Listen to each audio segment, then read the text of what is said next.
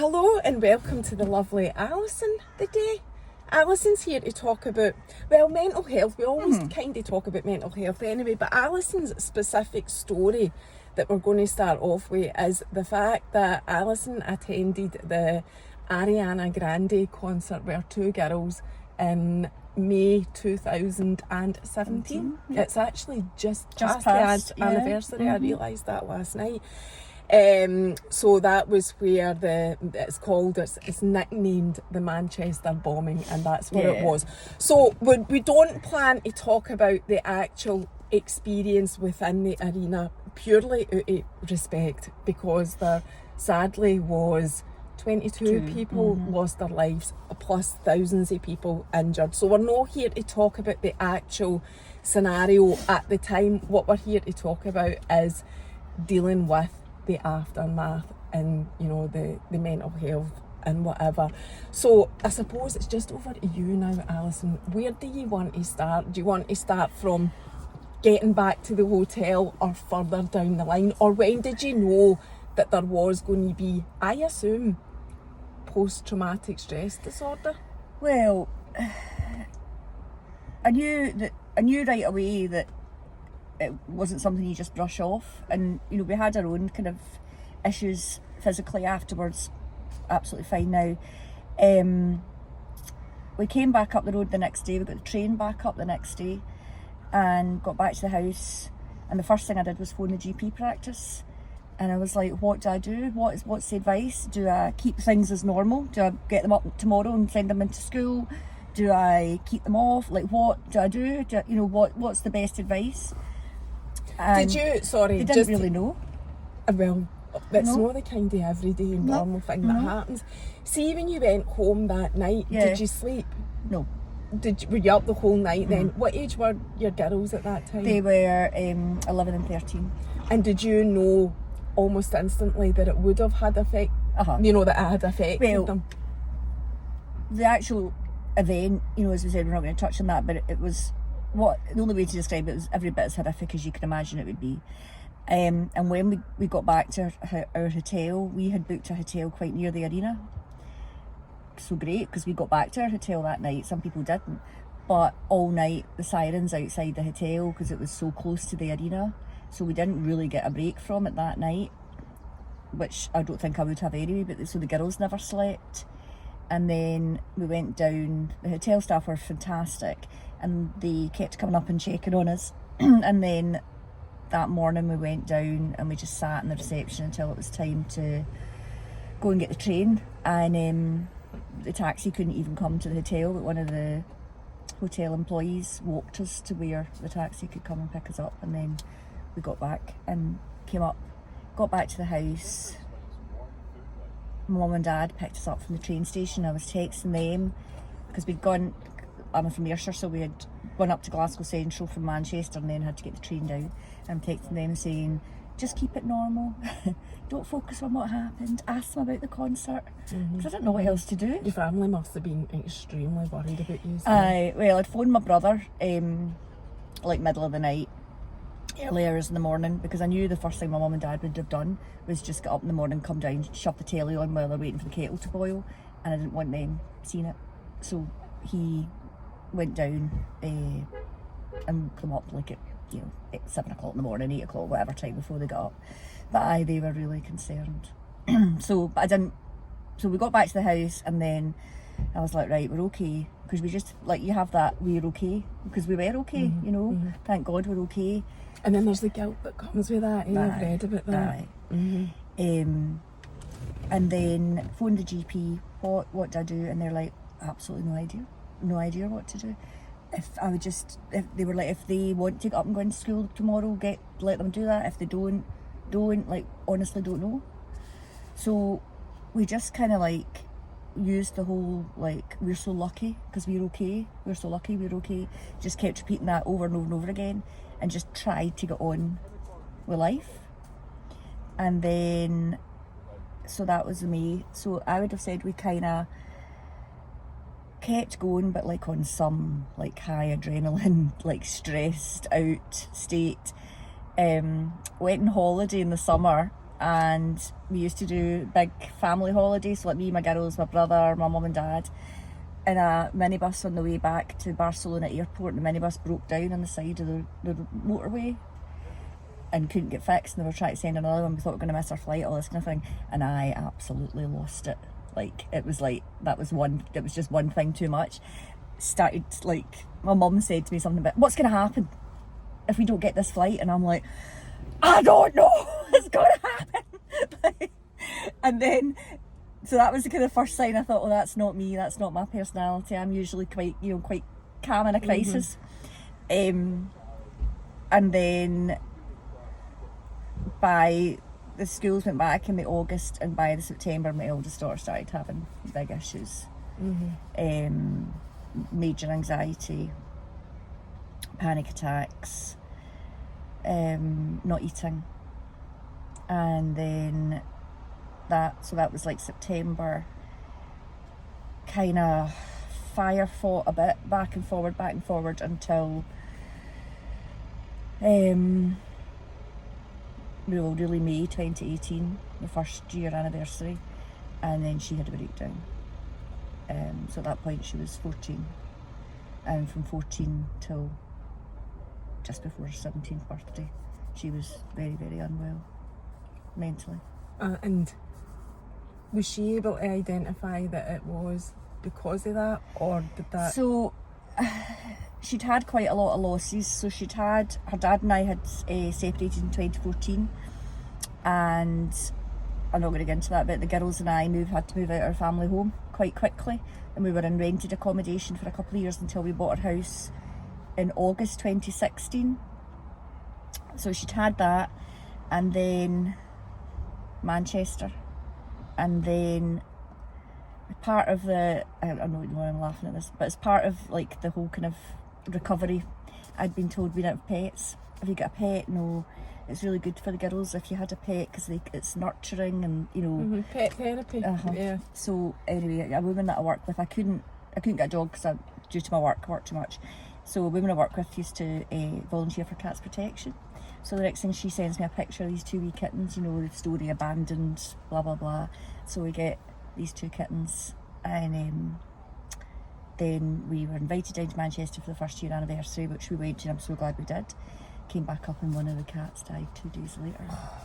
I know, I can't, I know, but it's almost like, can you imagine, like, right? So she, and that was, obviously the cat is down the pecking order to the other 2 things, but it was another loss, and it was just a loss. So eventually we didn't focus on the fact that it was the Manchester attack that had caused it, but when she eventually got seen by the psychiatrist, it was trauma therapy that she needed, because it was so many traumatic responses. So she ended up didn't want to leave her bedroom. Her bedroom was her safe place. If she was in her bedroom, in her bed with her eyes shut, nothing bad was going to happen. So she didn't want to wake up, and she didn't want to get up, and she didn't want to do anything, and she definitely didn't want to leave her room. So if I could get her on a good day where she would wake up, sit up in her bed, some days that was all we achieved, but that was a positive. Actually getting her out the bedroom was hard. How did you cope with that? And now I'm moving on to use the mum. I don't think I did. I think it's not until you look back, because you're in it at the time. I was so worried about her. I also had to keep working because I'm a sole parent, so I had to still get up every day and try and go to work, knowing how ill she was. I've also got another daughter who dealt with it in a very different way. She's more, no, I don't want to say sociable, but she's more outgoing, probably. She dealt with it by surrounding herself with her friends, and she's got, she dances, she kept all her activities going, really threw herself into all that, and that helped her. So I had one daughter in one room who didn't want to wake up, and another daughter tap dancing Annie and singing and going crazy in the room next door. And you're trying to keep the peace between the two, and you're at 2 very, very different needs. So I don't think I did cope. I think I just did what I thought I could do, but it got to a point where I realised that I couldn't do it on my own and I needed help. So I was going to ask you about the help next anyway, because anybody that I've had on talking about mental health issues, especially for children, it is so difficult. I mean, even for yourself, if you're needing help, but for children, it's so difficult to get it. It is. It's difficult to get the right help.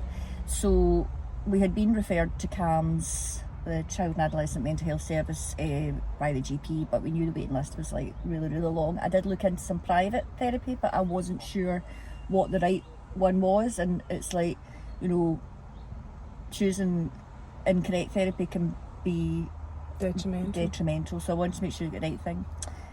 After the Manchester attack, there was a fund set up which people donated to and did lots of fundraising, and part of that they set up this Manchester support hub, a team of mental health specialists, and they would identify what sort of therapy, help, treatment that you required, and using the money from the fund they would pay your local NHS, well, this is what they did for us, they paid our local NHS CAMS the money to allow the staff to put on an extra clinic so that we didn't have to wait. It wasn't just for us, other people, not just from Manchester, you know, not associated to Manchester, but within the area who were on the waiting list got to access it as well, but the money went to them to be able to fund extra services to allow you to get the help that you needed, because they knew you couldn't wait.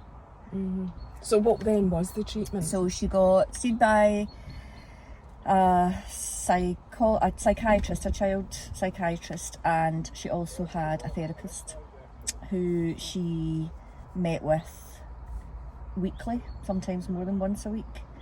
Initially they wanted to do, so it was all trauma based, tried all different things, but for a long time she wasn't receptive to anything, because remember, so we wouldn't open her eyes, wouldn't speak. She didn't even want to open her eyes? No, she wouldn't open her eyes. She wouldn't speak. She couldn't speak. So she wasn't going to school then either? No, she wasn't going to school. She'd be in her, this is what we had to do every day. So you'd walk into your room, so you know, you don't want to lose it and be like, oh my god, I need to go to work in half an hour, kind of thing. So eventually what we'd have to go in and be like, you know, morning, and you'd sometimes get a flicker, so I would know she was awake, and you'd have to say, now all I want you to do today, all you have to do today is just open your eyes. That's all you need to do. You don't need to do anything else. You don't need to go to school. You don't need to go downstairs. You don't need to do anything. But I want you to open your eyes and I want you to look at me. Do you think you can do that? And you'd get nothing. And then you would leave it and then you'd go back. And then sometimes you'd get a nod of a head. So this was like progress. Till eventually you could see if eventually she would open her eyes. But I'm talking hours. I'm not talking like within minutes. I'm talking like half a day. Sometimes we wouldn't get eyes open until lunchtime.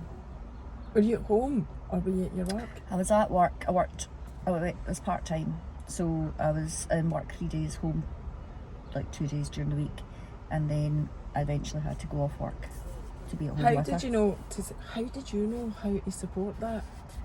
You know, that scenario. I don't mean that as in her, obviously. I just mean that whole scenario. I don't know if I would know how to do that. It's horrible. It's just horrible. She was just so unwell. It's the only way to say. She was just so unwell. And so anyway, we got a psychiatrist who, she was just fabulous, very, very experienced. She looked like your favourite grandmother when you went in to see her, but she was on the ball and she just knew exactly. So the daughter went on to medication, and she discussed about how in trauma so much of your brain, you know, is on such high alert that it will only ever absorb a certain percentage of the medication that you give it. So you almost have to like over-prescribe to allow you to get a therapeutic dose. So she ended up on a really big dose of antidepressants and also anti-anxiety medication. And after so that was like January 2019 that she started on that. So we'd had practically a whole year of really struggling. Eyes closed. Not eating either, that was the thing. So did she see any of her friends, anything? She had one fabulous friend, Emma, who I think it was every Tuesday lunchtime, Emma would come round to the house. We lived quite close to the school. Emma would come round to the house on her lunch hour every single week. That wee girl would do this and come round and just sit with her and eat her lunch while she was just there, and then just leave and go away. And she's, I mean, what an amazing wee girl she is, and she knows that. I've told her, and her mum knows that. But no, she'd completely distanced herself from everyone else. And then, so you got on the medication. She got on the medication, and within a couple of months, there was a big difference. I mean, she was not, she wasn't back, but she was getting up every day and engaging, so she still didn't want to leave her bedroom, didn't want to leave the house, but she would talk, you would get responses back. And at that point, the therapy started to help, because at that point she could actually engage with it. I mean, some weeks I would be like struggling to get her out of the house, even in her pyjamas. She would throw on a hoodie. She was so thin. She used to just wear leggings and a massive hoodie to hide herself. So sometimes she'd get a hoodie on over her pyjamas and take her to the therapist. Sometimes the therapist would come to the house because I'd be like, I can't get her out of the house. So at that point, the therapy started to help. And she started to feel better, as in, because when she was really unwell, she wouldn't wash, she wouldn't shower, she wouldn't bath. I was lucky if I could get her in a bath once a week, and she was, by this point she's like 15, and I'm in bathing her because she couldn't get her to do any of that. So she'd started, all these wee positive signs, and then one day she argued with me, right, and she'll laugh if she hears this. She argued with me, and I thought, brilliant, because I'd got a reaction. There was a reaction, and for months I'd had nothing, absolutely no reaction at all. You must have been off the scale with worry. I can't imagine what that would be like. It's funny now, because I look back on it, I forget some things, but I used to leave work. I live close to where I work, and I lived close to their school. I'd leave work, it'd be less than 10 minutes drive, and I wouldn't know what I was walking into. I wouldn't know, because at this point she told her psychiatrist that she didn't think her life was worth living. And I would leave work and I'd go home and I didn't know. I'd open the door and I honestly used to just be on, what am I walking into? I didn't know. Did she ever speak to you during that time? Sometimes. She was just, I'd fast forwarded there to when she started feeling better, but prior to that, if I could get her to open her eyes and sit up, she would just go from one panic attack to the next, to the next, to the next. So we used to have to sit, and we did breathing techniques and meditation and things like that really helped us, and we did that. And sometimes I would just say to her, do you understand what's happened to you, and do you understand, I used to say, do you understand this is temporary, we can get out of this, you're not going to be in this state forever. And she would just nod, but I would never really I never really knew if she did realise that or not. I don't know. So actually, and we talk about it sometimes now. I'll say to her things like, you were so unwell, darling, but look, I'll always talk about, you don't look back, you look forward, but look how far you've come.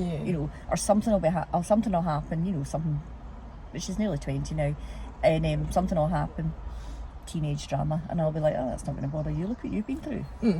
If you can get through that, this, fall out with a friend or boy trouble or whatever, you can get through that, you've dealt with far worse and bounced back, you can get through it. And does she agree with you? Is that her thing? Yeah. So then she started to feel better and she argued back with you. What was the next?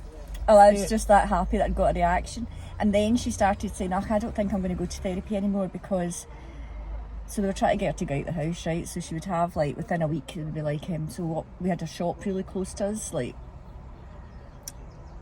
kind of, 500 yards down the road. You walk along to the shop, so you don't have to go into the shop, but so within a week she was to walk to the shop and back. That was all she was to do. She didn't have to go into the shop, she wasn't to buy anything. And she'd be like, how's that going to help me? And I'm like, well, it's going to get you out of the house, so that's going to help, and it's giving you something to do. So then she started sort of saying these kind of things, and I've got a fantastic, my best friend, Lisa. She works in not child mental health services, but she works in mental health services, and she was at the house one day, and I was saying to her, I feel like she's just paying lip service to the therapy now, and I feel like it's not enough. And she said to her, it's only going to work if you put the work in. she was like, you can't criticise the therapy and you can't criticise what they're asking you to do, because if you don't do it and you don't engage with it fully, then you'll be doing this forever.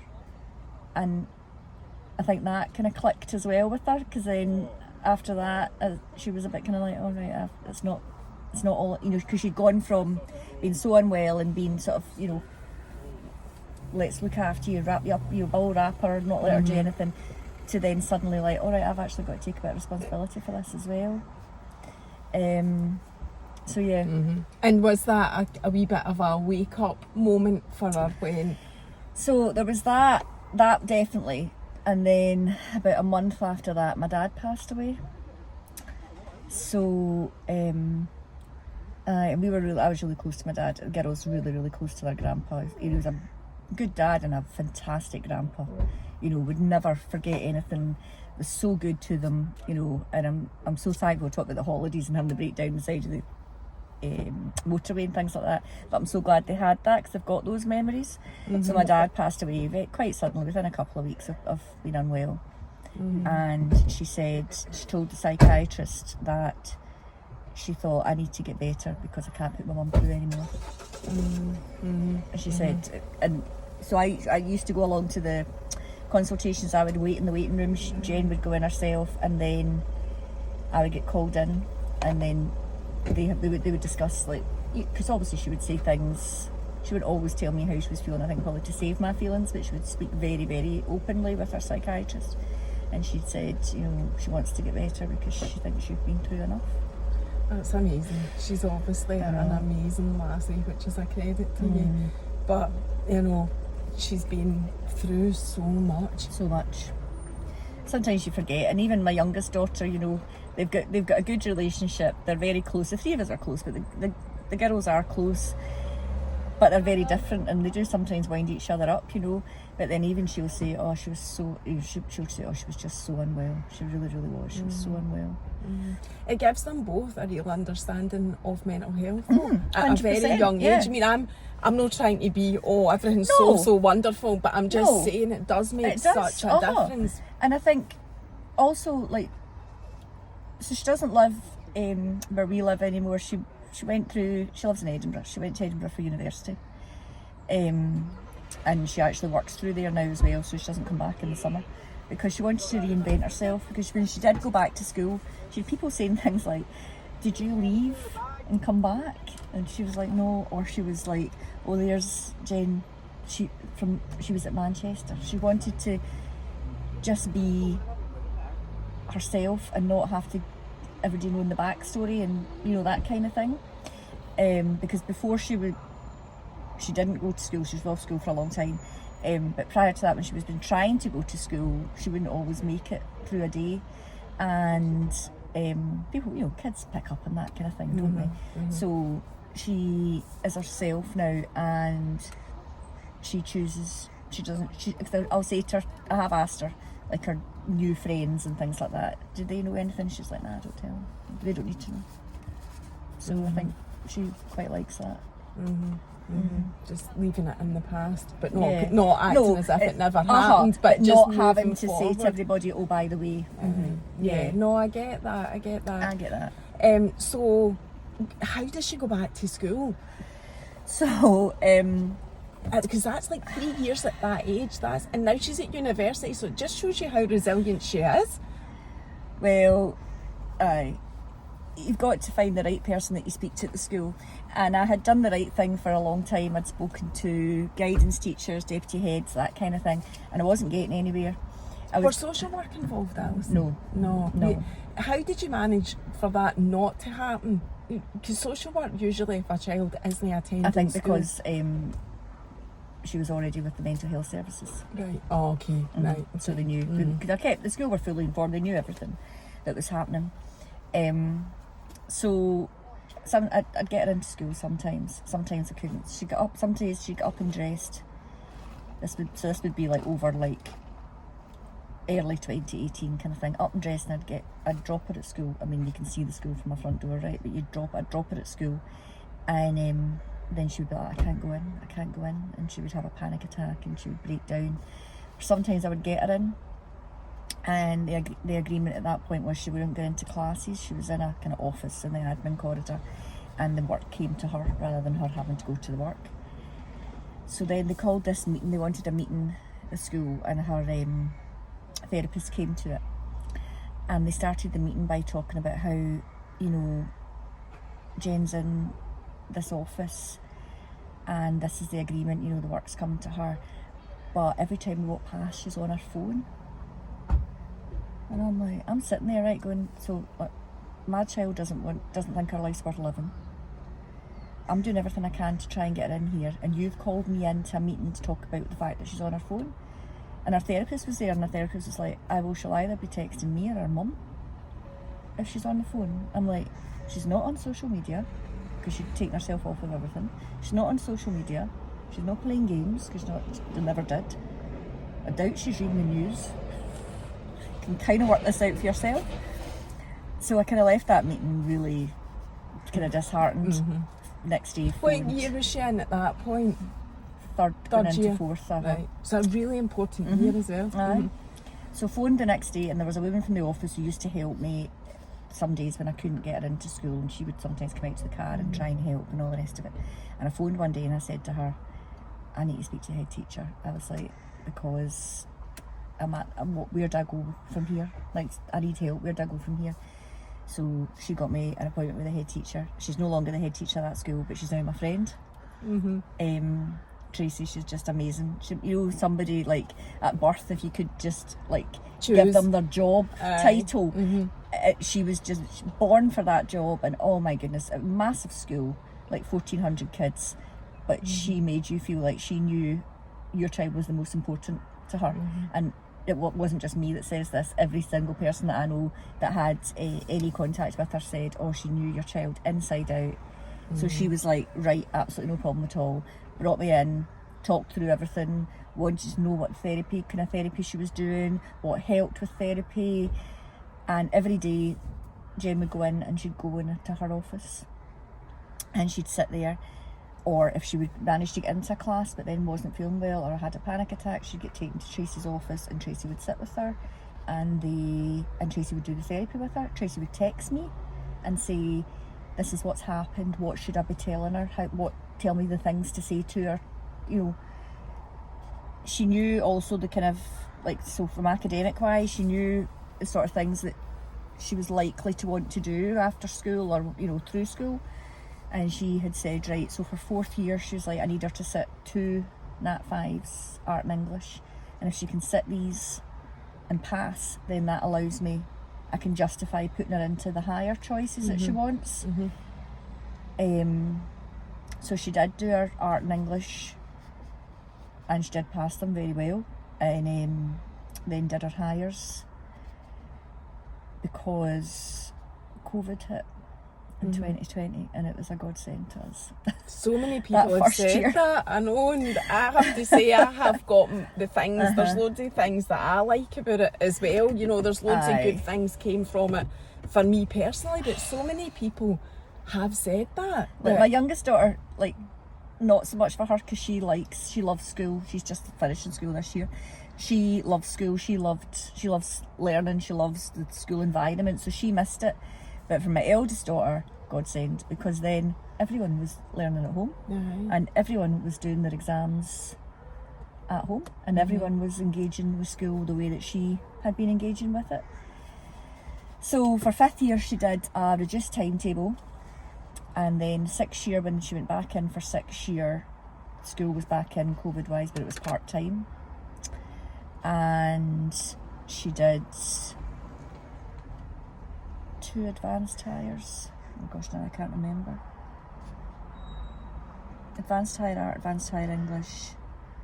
She must have higher French, I think she did, and something else. Anyway, she got enough, and she went into Cleveland and she got a place at uni. That's incredible that she did that. You must be so proud of her. Aye. So she's in her first year at uni now? Second year. She finished 2nd year, and she also works part-time through there. And over the summer she'll work full time, so she stays in Edinburgh. What's she doing at uni? Mass communication, marketing. And what about the medication then? Did she come off that? How is her mental health now? Mental health is good. She's still on the medication. She's in no rush to come off it. I'm in no rush for her to come off it. Nobody's in any rush for her to come off it. I think, because how does she manage? She has a lot of really, really good days, and then she'll have one or two little blip days. But she's very honest about it, and she'll message, and she manages it better.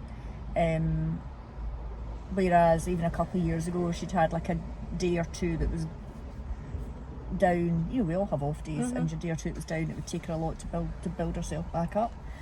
But that's much less now. She does really well. She just does so well. And does she still go to therapy or see anybody when she's in Edinburgh? Does she not need that? Is she quite connected with the university counselling team and had some contact with them? She knows they're there if she needs it, but she doesn't really need it. So she still does meditation. I still do meditation as well, and she's got like her breathing therapy that she does. So for you in supporting her then, so she's doing amazing, which is so good to hear, and it's so also good to hear what you're saying about the medication, because that's allowing her to live a normal, successful, young life. You know, I'm quite sure at some point she'll probably maybe tail it off, or she's not going to be on it forever. But there's no rush. Yeah, there's absolutely no rush. So see what you were saying, so moving on to you and you coping with, you were talking about meditation and that there, and you also told me off camera how badly affected when you did lose your dad, and I feel like I've not really talked about grief an awful lot on this podcast either. It feels weird calling it that, but that's what it is. Can I ask you about that, how you coped with that? I had never felt grief like it, and I work in healthcare. I've worked in healthcare for over 30 years. I have nursed people that have passed away. I have sat with people who have passed away. I've sat with relatives. I have dealt with all of that. I've had to tell people that their relatives passed away. Nothing prepared me for that. Nothing. It was absolutely gut-wrenching, to the point of like took my breath away. Pain. Really hard. And so how did you cope with it? Again, probably didn't. But I knew. A couple of months of feeling horrendous, and then I thought I need to do some processing. I need to start to process it. You know, did a lot of processing after Manchester, sort of year after Manchester, where you almost just need to sit and go through it all, to like put it in a sequence as well, because you know your brain just flips to like the worst possible point, and you need to kind of understand. Your brain needs to understand how you got to that worst possible point. Did processing. I don't think I'll ever not grieve for him. And how do you cope with your own mental health? You sound to me like you're into holistic. Kind yeah. I went on to medication as well after Manchester, and I still use anti-anxiety medication. I used to drive to work, so I'm really proud that I'm not going to talk about my work because it's difficult to talk about it on social media. But I'm in a really privileged position at where I work, that every single day I get to go in and I get to actually make a major difference to people's lives. And I think you've got to acknowledge that that's a privilege to be able to do that. And then I used to drive to work, and I used to sit in the car, and I used to have to talk myself to actually go into work, because I just had no motivation for anything. I was so exhausted, and I felt awful saying that. I was so exhausted looking after my daughter, which as a parent, that's what you're meant to do. So I felt guilty saying that. But it is okay to feel like that as well, though. Absolutely exhausted looking after her, that then I would go into work and I just really struggled to find something inside me to give more, you know. So the anti-anxiety medication helped with that. I still take it. I've tried to come off it a couple of times. I think I'm a better person on it, so I'm going to keep going with it. I've got another friend who says that, so I think... I mean, it's still frowned upon to drink at work, so until those rules change in the NHS, which they won't, I'll just keep taking some anti-anxiety medication. And that works for you. Had you ever been on anything before these things had happened in your life? No, but looking back, there probably had been times I could have. How was your mental health prior to that? Those things happening, losing your Manchester, losing your dad. Certainly, like after my marriage broke down, not good. Didn't cope very well then. I think just like, as I said, like moving house, having to move into another house. But same again, I think because I was trying to keep everything good for the girls, you know, so again, you don't always look after yourself, so it probably took me a wee bit after that. But then I just realised, so the medication's only going to do so much, but I just thought I was really interested in, I used to do yoga and that sort of stuff a long time ago, and Jen's therapist had put us in touch with this guy, in fact you should, Andrew Johnson. He's got a fantastic app called Holistro, and there is lots of meditation on that. So, and he knows this because I've told him. So for Jen, I used to get up half an hour before she needed to be up, and I'd tiptoe into her room and I'd put the meditation on her phone, because even when you're sleeping, you're still getting something in it. And part of the meditation, so you can pick whether it's a nighttime one and you're going to go to sleep at the end of it, or whether it's going to wake you up. So you actually wake up already starting to feel a bit better. Oh, I love the sound of that. Oh my God, sounds amazing. And then you can then do one again at night, and by the end of it you go to sleep. So you know, it starts with, well, you can do like stretching techniques. I like the breathing techniques to like get you into a deeper state. And then so I still do that quite a lot. I still go to sleep with it on every night. But you could pick one. So I was saying about work, so there's one about like, is it building confidence? I think it is. So as I say, like, you know, half the time you'd maybe fall asleep before it finished, but I'd be at work and I'd be feeling a bit, and then like Andrew's voice and words would come into my head. You know, you can do this. You know, you've done this before. You know, you can do it. And it just, so I was like, oh yeah, I think that works. And I stuck with it. And That's absolutely recommend it to anyone. Is he based in Ayrshire? He was based in Ayrshire, but I think Andrews might be in Edinburgh now. I think you need to find out for me and let me know. So that definitely helped. And then the breathing techniques, the 478, have you ever heard of that? No. You go on YouTube, 478 breathing techniques. So you breathe in for 4, you hold for 7, and you blow out for 8.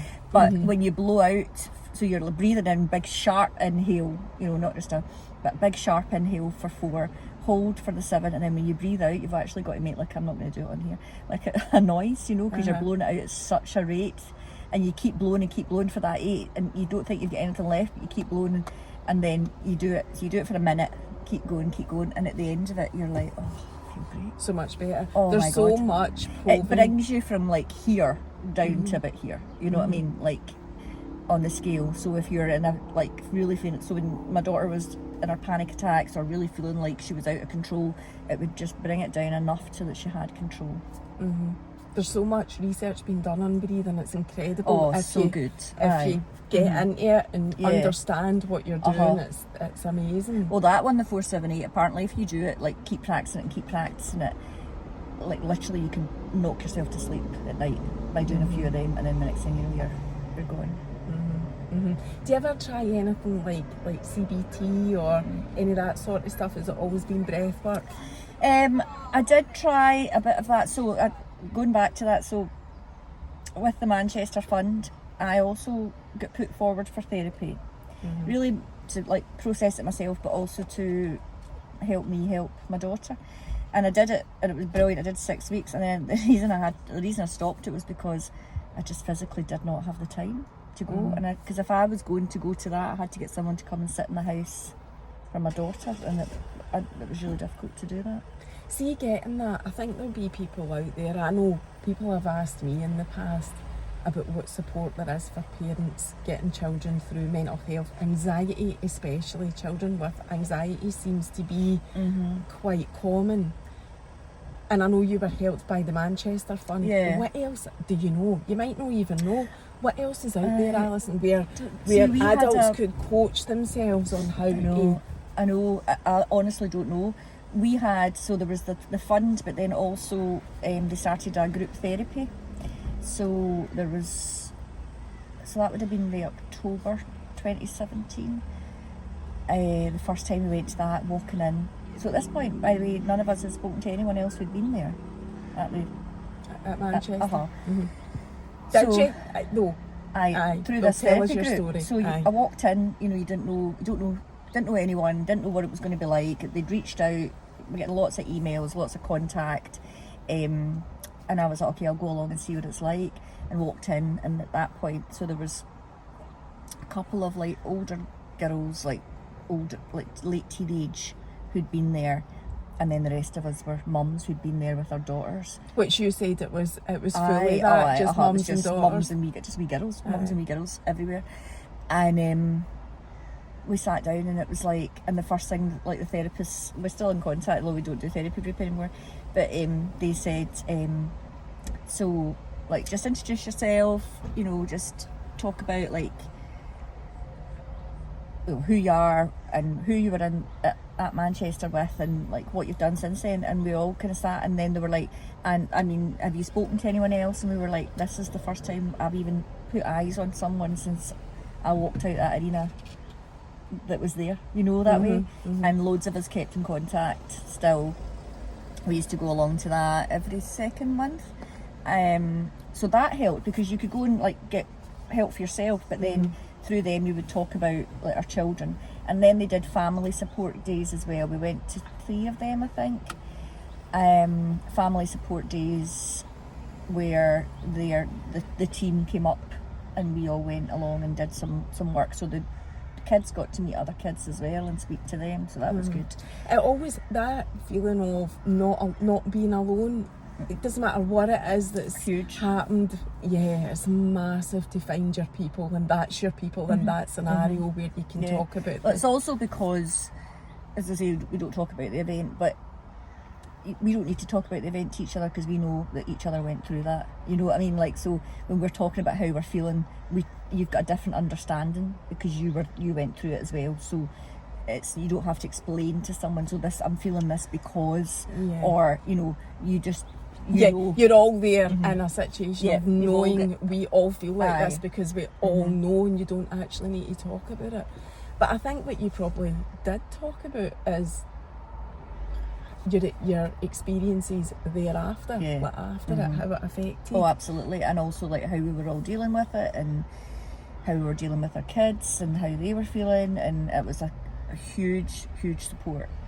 Huge and did support. you find that there was a lot of people similar in a similar situation to you? You would expect. So I mean, it's actually, when I read about it, the full number, they still don't even know the full number of thousands of people that either needed physical, emotional or mental help after it. I mean, anything like that, that's what you would think would happen anyway, but it's just the number of children, and they were children, anybody under the age of 18 as a child. So but as far as like getting help, I don't know, because before we got the help with the funding from Manchester, I'd looked into different things, but I wanted to make sure that I went for the right support and the right therapy. And I didn't. I personally didn't find it. Not available for free, as they say, in Scotland. No, and that's another thing. You have got a big, Allison's a big, what is the word? Supporter of. Well, you feel passionate about the. What is the word? How do you describe it? Where there's so much deprivation, like you're very distribution of wealth in this country. I think. You don't know what I'm going to say. I was like, Allison's a big. I'm like, I didn't know how to word it. I told you to keep me right. I think I've got a social conscience.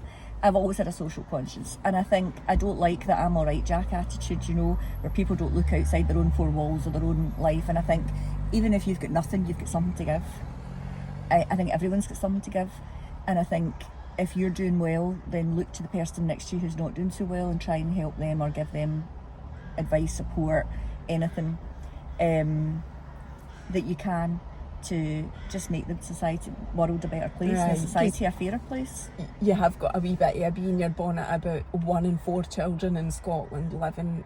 Do you do any chat? What do you do to help? What's your thing? And I feel like I'm pure asking you that as if you've not got enough on your plate. I don't mean that, but you said you're passionate about it, so I would automatically 1 in 4 assume. children in the area I live in poverty. And poverty can affect you in all different ways. And like when I was talking about the school that my daughters went to and their head teacher, Tracy.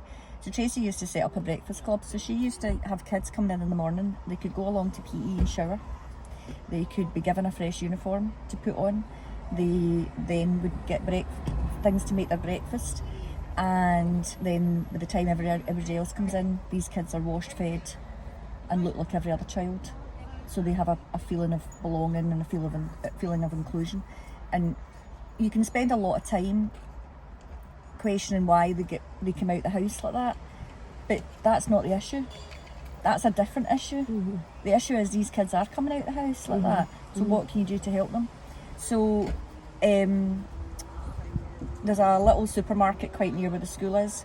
So every night when you go in, you know, the yellow sticker brigades, right? So they would have all this stuff, but particularly they have a fresh bakery. So they would have breads and all that kind of thing. And I'd said, you know, what happens to this if it doesn't get sold? And they were like, oh, it has to go in the bin. Got a bin outside, it goes in the bin. So I was like, no, it's not going in the bin. So I used to go and collect it at night and then we'd drop it off at school in the morning. So they would get, and eventually when the supermarket staff knew what I was doing it for, they were really, really generous. So they would get, like, you know, the big like crates that you see them in the supermarket stocking from that. So they'd have it all laid out with like their baguettes, their bagels, their muffins, their different bread choices, their meats, their cheeses, everything like that. So then they could make themselves a packed lunch. So you would take it to the school? So I'd drop it off to Tracy in the morning and then she would take it in and sit it out. So yeah, they get free school meals. These kids don't always want a free school meal, or maybe there's friends group sit and have a packed lunch, or maybe their friends group want to go and sit outside on the grass and have their lunch. So they could go and make themselves up their packed lunch, and then they could also take the food home at night. What an amazing woman you are. You make me want to greet. Look at everything you've been through, and you're making sure that's a wee but thing. There's wee things. No, but you're right. You're right. But everybody can do something. I know, and I do agree with that. And it doesn't need to be this. You don't need to do a big massive charity event to do something. You can be doing wee tiny things within your own community, which is actually better. Because as my gran always used to say, you know, take care of your own first. You know, and that is your own community. And remember, these are the kids that your children are going to school with. These are the kids that they're going to, when they grow up, they're going to work beside, that they're going to socialise with, that they're going to. So, you know. And there's this kind of saying where everyone's like one paycheck away from poverty, and I think that's right in society now. I think particularly the way society is. Yeah, you're living to your at the means moment, the whole that time. if you suddenly thought, if I thought I'm not getting paid at the end of, I've just been paid. If I'm not getting paid at the end of June, I'm like, when am I getting paid? If I'm not getting paid at the end of June, I'd be like, oh my God, you know, I've got one daughter at uni, financially supporting. I've got a mortgage. I've got another daughter going to uni in September. I'll be looking for like a 4th job by then, but you know, if I didn't have that salary coming in, there would be times where I would have been really struggling. And if I hadn't, when I say when my marriage broke up and the girls and I were in that rented house, if I hadn't had my mum and dad, like, I didn't have money for food, I didn't have money for bills.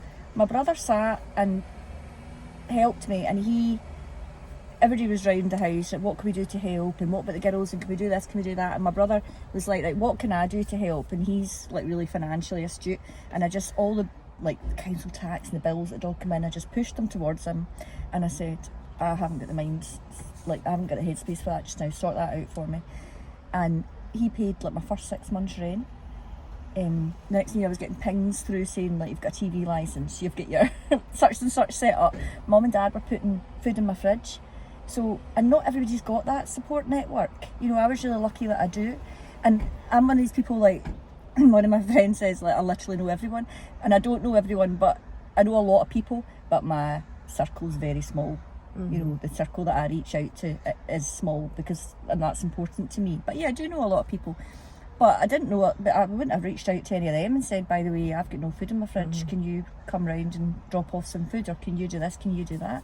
But not everyone's got that. So when you were saying to me about why are these children walking into school, you know, not in a uniform, not washed, not fed, because maybe the people inside that house are having problems and they don't have that support network to come in and pick them up and help them out. No, I agree with you, totally agree with you. I think there's, especially if you are a mum, you see more of what the needs are if your child's going to school and whatever. But there just is, with the nature of I find it disappoints me when I hear people saying, oh, well, I'm all right though, I'm okay, or I don't need to do people that. still say that? Aye. The time. What a way to be, really. I mean, it's just so much more fulfilling, even if you were to look at it from a selfish point of view. It just gives you so much more if you're given something. You know what I mean? Right. It makes you feel so much and better. like that, you know, I mean, all I had to do was drive to the wee supermarket, get the crates of food, put in the boot in my car, drive it to the school the next morning before the kids went in at like 7 o'clock, and hand it over. And that's not going out my, honestly was not going out my way, right? Yeah. But you imagine if you were that parent in the house that couldn't feed their kids, right? And that child comes home at the end of the day and says, I had my breakfast, because Tracy, the head teacher, would provide their breakfast. I made up a baguette with ham and cheese for my lunch, and here's a carrier bag of food that I got to bring home. None of that's costing anyone anything. That food was going in the bin. You know, I hate putting anything in the bin for that reason. It's not, you know, I'm not giving them chicken that's a week out of date or whatever. It's a loaf of bread. The other thing is, these sell-by dates, we know this anyway, the date that's on them, you get at least another day out of it, if not 2 or 3. Do you check, so they're not, if you've got a loaf of bread, do you check No. the sell-by No, date I on that never loaf look of at- bread no. before you shove it in the toaster? Of course No. you don't. Listen, I have scraped mould off, and I'm not saying I'm struggling, right? But I have scraped mould off a bagel or whatever and put it in the toaster. I don't look at, for bread, I don't look at dates. And even with meat, I smell it. I don't even really look at the date on meat. The only thing that probably does freak me out, and I think it was because maybe salmonella was a thing when I was a child, I think that's where it comes from, is eggs. The only thing I do look at the date on is the eggs, and I'm like, no, I'm not touching it if it's even on the date. I just think if you cook things properly, you're all right. Yeah, it doesn't matter. You can eat your out-of-date eggs as well. But that was also, doing that as well was like for me giving back, but it also was me giving back to the school that had helped support me and the girls for so long as well. You are an incredible woman, you really are, and there's so many women out there doing it alone as well, and I think it's just nice to speak to somebody, especially even the solo parenting thing. And I had a big thing about that afterwards, because I'd said that to you, not about, because had I still been in a relationship, would there have been 2 parents at that concert? I don't know, but it showed me my vulnerability as a single parent, because like, so the girls said that they keep joking saying their hands have still not recovered, but I knew that if I had let them go, there was a chance that I would lose one of them, right? I just mean as in like wouldn't be able to find them.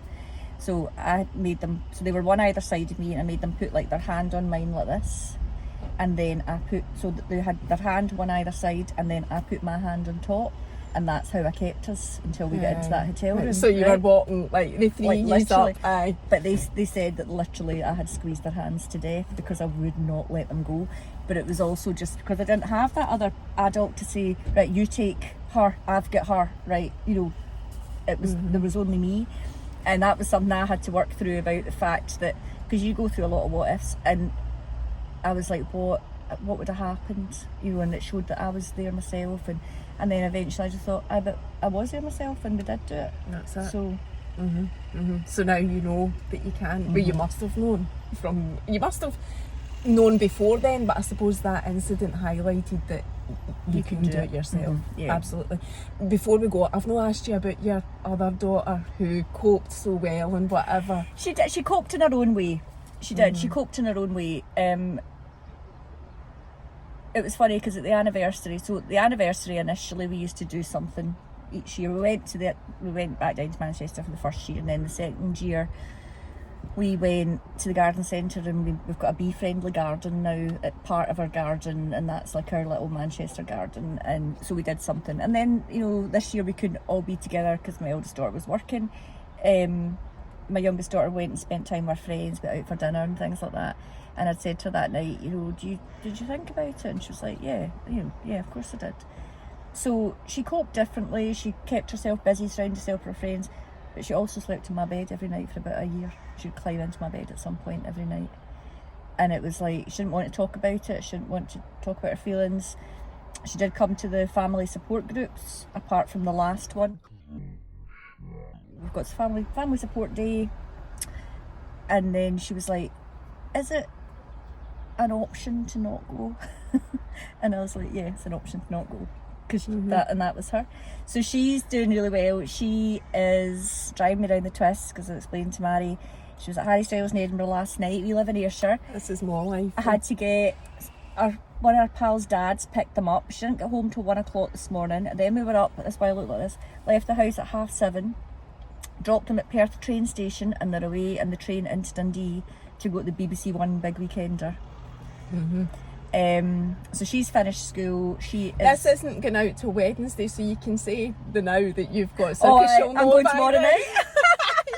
Allison's got surprise tickets to go. So I'm going tomorrow, only because Lewis Capaldi is headlining tomorrow, and me and my pal Lisa, who I was talking about earlier, and her eldest daughter Becca, we went to see Lewis Capaldi in January, and that's a whole other story. So Lisa is a bereaved parent. And Lisa's son loved Lewis Capaldi, and it's just a wee connection thing for them, and it's about kind of memory making and things. And so we're going to go to that tomorrow. So when Laura comes off that train tonight, she's got a shock in store. I've told her I'm going to get a pair of denim hot pants, and I've told myself, and a bucket hat. Well, listen, the way the weather's going, I think you'll need it. I'm actually sweltering sitting here. But yeah, she's doing really well, and she is a wee brain box, and she got herself 5. I have to say this because I'm not a boasty parent, but she got herself 5 unconditionals for science-based subjects across Glasgow, and she is going to Glasgow University in September, and is going to move up there. And at that point, it'll just be me and the one cat I've got left. And the success of both the girls, not only the help and support that you've had from all the agencies and whatever in the groups, it is a credit to you. Whether you're going to accept it or not, it absolutely is. And you're an incredible woman, and I think everybody watching will agree with that. Thank you so much for coming to share your story. I'm so pleased. I know, that's all it took. And we'll maybe see you again. Bye.